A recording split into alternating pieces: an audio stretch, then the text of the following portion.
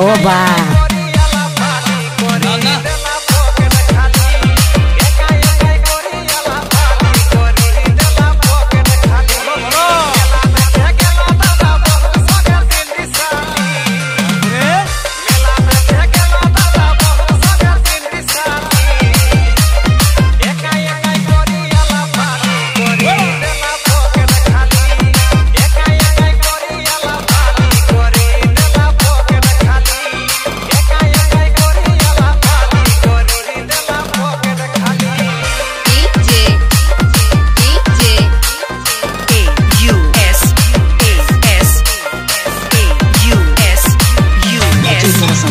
दिमाग खराब मत कर, आमसे फालतू वीडियो मत बना, समझ लेना। दिमाग खराब हो जाए तो बहुत कोई के, तू भी चुपचाप से रहा, समझ ले। मराए तू यार धाम भराइयो झंडा, चुपचाप खड़े रहो।